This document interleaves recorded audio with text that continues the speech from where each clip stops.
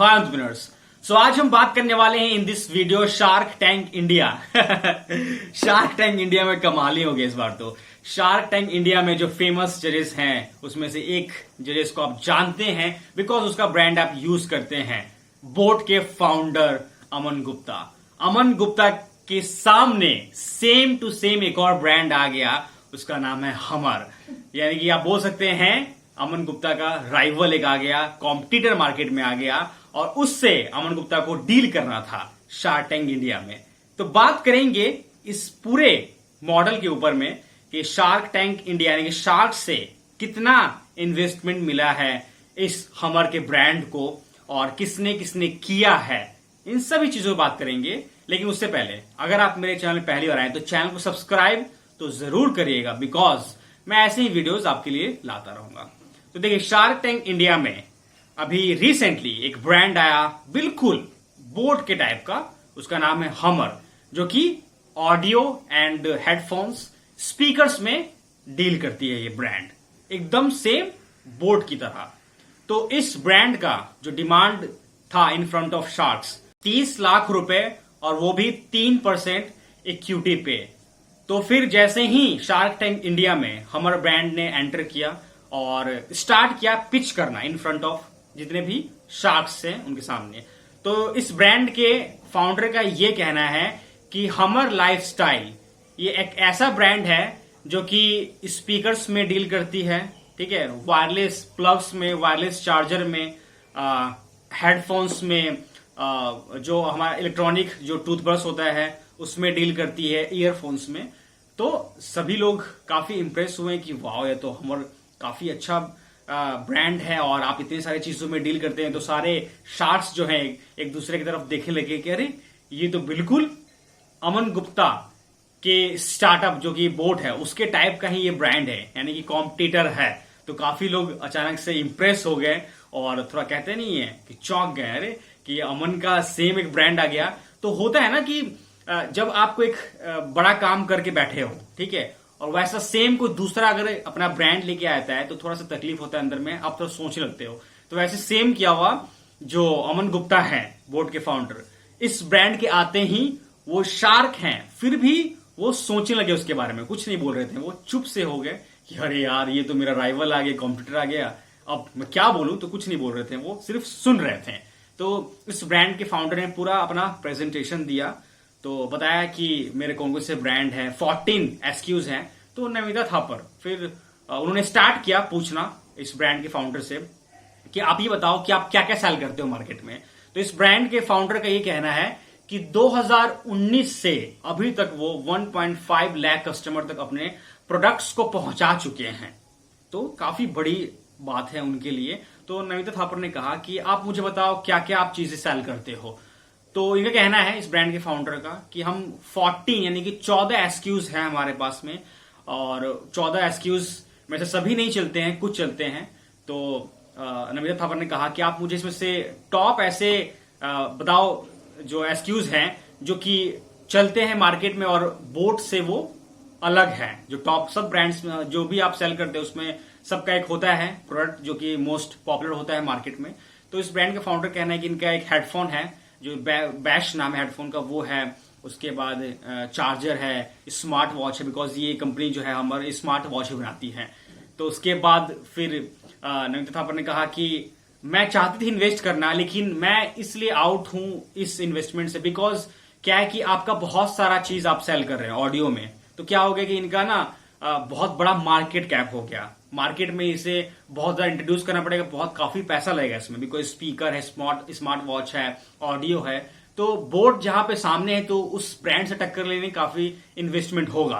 तो नमिता थापर ने बोल दिया कि मैं इससे बाहर हूं, अगर आप सिर्फ टूथब्रश में काम करते तो फिर मैं इसमें होती इलेक्ट्रॉनिक टूथब्रश में, लेकिन ये इसमें नहीं हूं मैं। तो इस ब्रांड का फाउंडर कहना है कि टूथब्रश फॉरेन में काफी ज्यादा चलता है, तो मैं चाहता हूं कि इंडिया में भी इसे चलाऊं, लेकिन मैं ऑडियो में भी हूं। तो फिर अपने जितने भी डिवाइसेस हैं वो चेक कराने के लिए लेके आए सभी शार्क्स के पास इस ब्रांड के ऑनर।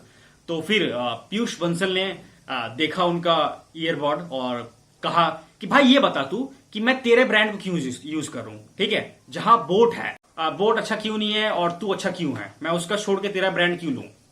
तो इस ब्रांड के फाउंडर का ये कहना है कि देखिए, आप बोट क्यों नहीं लेंगे, मेरा क्यों लेंगे? तो बोट का स्पीकर अच्छा है, उसका साउंड क्वालिटी अच्छा है, लेकिन हमारे जो हेडफोन्स है उसमें जो कुशन्स लगे हुए हैं वो काफी आरामदायक है। मतलब आप पहनेंगे तो आपको लगेगा कि काफी मुलायम सा लगेगा, और इसका जो स्पीकर का साउंड है वो भी काफी अच्छा है। तो जैसे ही पीयूष बंसल ने बोला कि भाई तू बता कि मैं तेरा ब्रांड क्यों लूं और बोट क्यों लूं, तो अमन गुप्ता ऐसे देखने लगे, अच्छा ये बात है। बिकॉज क्या हो गया कि शार्क्स तो क्या अभी कॉम्पिटिशन हो गया मार्केट में। तो मैंने जैसे बताया कि ये अमन गुप्ता सोचने लगे कि यार ये मैं इस लाइन में था और ये बंदा भी सामने आ गया, है ना।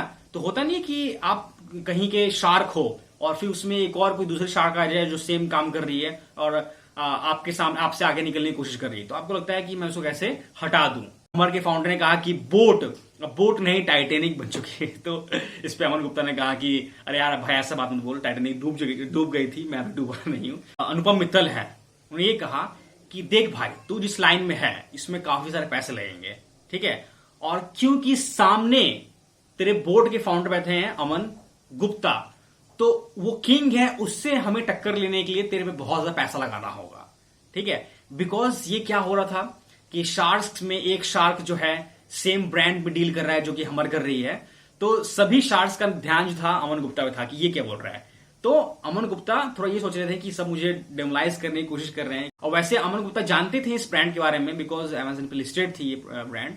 तो फिर अमन गुप्ता ने, मैं जानता हूं तुम्हारे ब्रांड के बारे में, तुम अमेजन पे थे, लेकिन वहां से हट गए।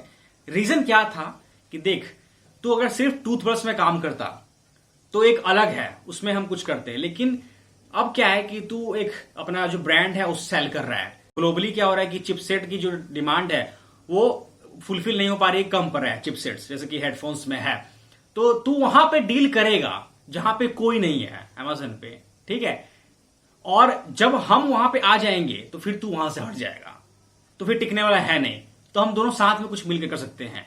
फिर अश्नीर ग्रोवर ने कहा कि देख भाई, ये जो बंदा है अमन गुप्ता, तेरे को तो खा जाएगा ये, बिकॉज इस लाइन का ये किंग है ये, ठीक है। तो हमें तो कुछ करना पड़ेगा ना ऐसा बड़ा कि तू भी सेम टाइप का काम कर रहा है, वो भी सेम टाइप का है, तो वो नहीं चाहेगा कि उसका कोई राइवल कॉम्पिटिटर मार्केट में आ जाए, तो तेरे को तो भाई 100% खा जाएगा। क्यों ऐसा उन्होंने कहा?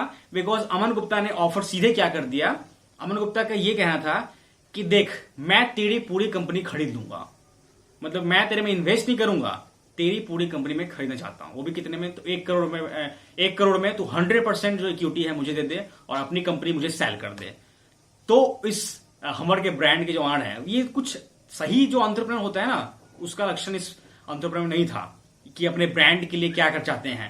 तो वो आए थे अपना ब्रांड के लिए इन्वेस्टमेंट लेने के लिए। तो वही अश्विनी ग्रोवर ने कहा कि भाई तू इन्वेस्टमेंट लेने के लिए आया या फिर तू अपनी कंपनी बेचने के लिए आया है ना, तेरे तू इन्वेस्टमेंट नहीं, तू कभी बोल रहा है कंपनी बेचना है। तो अमन गुप्ता चाहते थे कि भाई एक जो किंग होता है लाइन, एक लाइन का, वही किंग रहे, दूसरा ना रहे। तो अमन गुप्ता ने ऑफर कर दिया कि 1 करोड़ में मैं 1 करोड़ दे रहा हूं तेरे को, तू अपनी कंपनी मेरे को दे दे, सेल कर दे, ठीक है।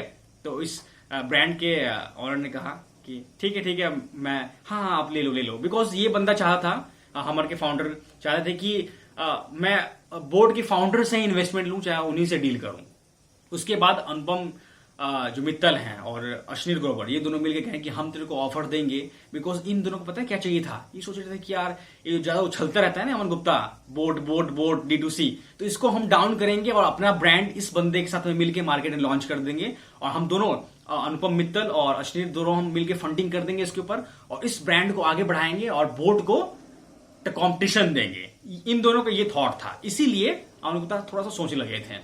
तो फिर ये दोनों उठ के चले गए बाहर, मतलब थोड़ा खड़े होके, और अश्विनी और अनुपम डिसाइड कर लें कितना दें। तो फिर वो आए अपना ऑफर देने के लिए। तो अश्विनी बोले इस हमर के फाउंडर को, तो भाई तू अपना कंपनी को बेचने पे आ गया, हम तेरे को डील दे रहे हैं तो चिंता भी कर रहा है। तो फिर उन्होंने डील दिया कि मैं तेरे को अनुपम और मैं तेरे को मिल के दे रहा हूं 1 करोड़ रुपए, ठीक है, और वो भी कितना, तो 25% इक्विटी पे।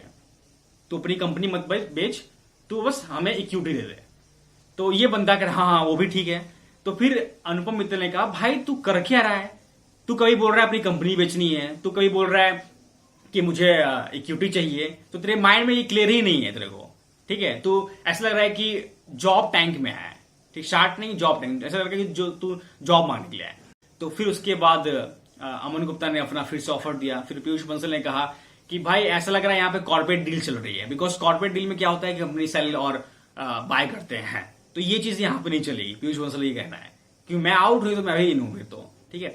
तो काफी कन्विंस करने के बाद अमन गुप्ता ने कहा कि एक काम करते हैं, चल ठीक है, तो अपनी कंपनी मुझे बेच नहीं रहा है, क्योंकि देख मैंने एक अपना ब्रांड बना रखा है, बोट जानते हैं सभी लोग, ठीक है, और तू सेम ही कर लेके आएगा तो सही नहीं होगा।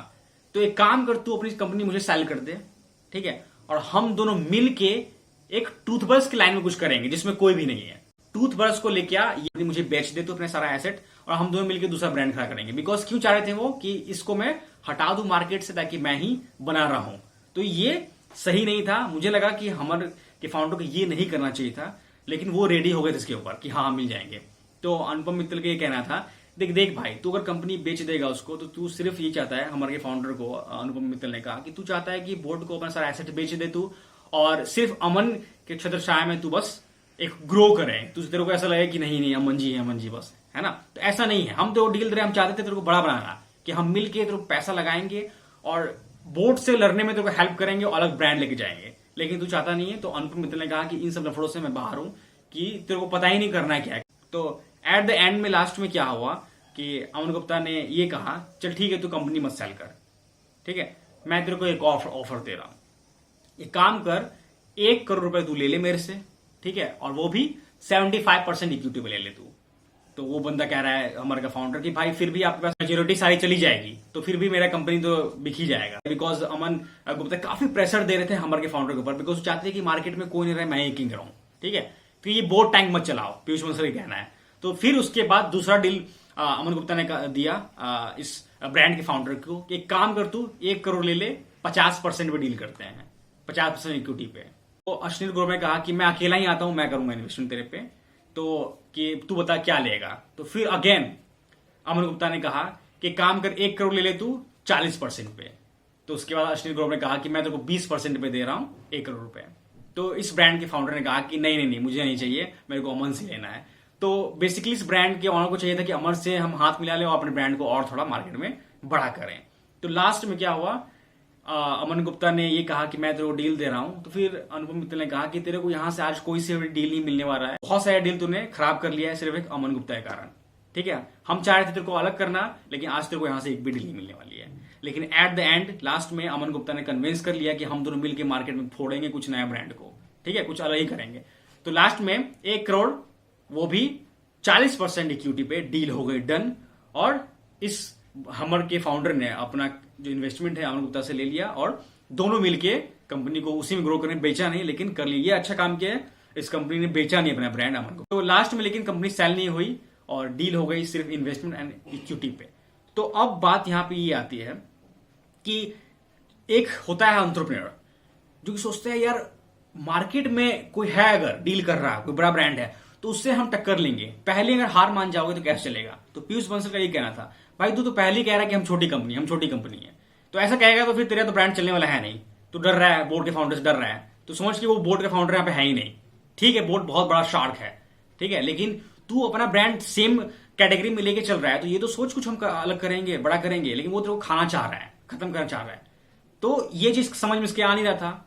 लेकिन ये बात यहाँ पे ये हुई कि हमारे के फाउंडर ने इसलिए इसको इन्वेस्टमेंट मिला बिकॉज सेम ब्रांड पे काम कर रहे थे लोग, ठीक है, और ये डील इसको नहीं मिलता, लेकिन मिला इसलिए बिकॉज मार्केट में बोर्ड चाहती है कि मेरा कोई भी कॉम्पिटिटर नहीं रहे। तो वो चाह रही थी खत्म करना, लेकिन होगा यही, क्योंकि ये जो बंदा है कुछ एक दिशा में जाने वाला था नहीं। तो अमन गुप्ता ने इन्वेस्टमेंट कर दिया है, लेकिन फ्यूचर में ये ब्रांड जो है हमारा सस्टेन नहीं करेगी। अमन गुप्ता पूरा ओवरटेक कर ही लेगा, अक्वायर कर लेगा हमारे ब्रांड को, बिकॉज 40% की इक्विटी तो ले ही लिया है 1 करोड़ रुपए पे। तो बाद में वो ये चाहते हैं अमन गुप्ता कि एक ही बोर्ड रहे, हमारा नहीं है, अपनी कंपनी मिक्स करके मर्ज करके उस ब्रांड को खत्म कर देंगे। तो ऐसे पता है ये सोचने वाली बात है, स्किल क्या है कि आप भी जाते हो अपना ब्रांड लेके, तो यार कोई भी हो आपके सामने, कोई बड़ा ब्रांड हो, लेकिन आपको ये सोचना है कि मुझे टक्कर लेना है। बिकॉज जब बोट मार्केट में आई थी तो उससे पहले JBL भी था, ठीक है, बड़े बड़े ब्रांड्स भी थे, ठीक है, लेकिन बोट ने ऐसा सोचा कि भाई मेरे सामने बड़े बड़े ब्रांड्स है, मैं टिक पाऊंगा नहीं टिक पाऊंगा। वो लेके आया ब्रांड अपना, ठीक है, स्टैब्लिश किया यंगस्टर के बीच में, तो दैट्स वाई आप कोई भी ब्रांड लेके जाते हो तो ये मत सोचो कि मैं और ये मालिक है और मैं उनके सामने कुछ भी नहीं हूं, है ना, मैं बेच देता हूं। ऐसा नहीं करना है, आपको चलाना है उसको। अगर आपको लगता है कि मेरा ब्रांड तगड़ा है, ठीक है, आपका टूथब्रश तगड़ा है, स्मार्ट वॉच तगड़ा है, जो भी हो, तो आपको करना है कॉम्पिटिशन, राइवल है तो आपको उससे आगे उठना है। लेकिन ये जो हमर है ये वैसा है नहीं, ये टक्कर और कॉम्पिटिशन लेने वाला है नहीं। तो ये इन्वेस्टमेंट लेके ही, ये तो कंपनी बेच रहा था लेकिन चलो इन्वेस्टमेंट में ही खत्म हुआ। तो अश्विनी को हंसने लगे कि मैंने डील बना दी तेरे, ले जा 40% पे, कहां 100% की इक्विटी ले रहा था, कंपनी सेल कर रहा था, तो अपना तेरे को मैंने 40% में ही तेरा काम करवा लिया, ले जा खुश हो गया कि ले तेरा काम बना दी मैंने, मैं ये चाहता कि तेरा काम बन जाए। तो लास्ट में फंडिंग मिल गई और डील हो गई क्लोज। तो यही था आज का वीडियो। तो आप भी अगर सोच रहे हो नेक्स्ट जाने के लिए तो आप माइंड में ये देखो कि आपको सेल नहीं करना है अपना कंपनी, आपको ये थॉट होना चाहिए आपके अंदर में कि हमें इसे ब्रांड बनाना है, चाहे कुछ भी हो जाए एट द एंड, ठीक है। और काफी शार्प लड़ाइयां भी हुई इस चीज के ऊपर, क्योंकि अमन गुप्ता काफी ज्यादा शांत हो गए थे, उन्हें लगा कि मेरे से बड़ा कोई एक ब्रांड न बन जाए। तो डर सबको होता है जो ब्रांड मार्केट में होता है, जो अच्छा चलता है। तो ये था आज का वीडियो, मिलते हैं आपसे किस नेक्स्ट वीडियो में। So entrepreneurs, this is Adarsh and you watching business skill with R Singh, signing of.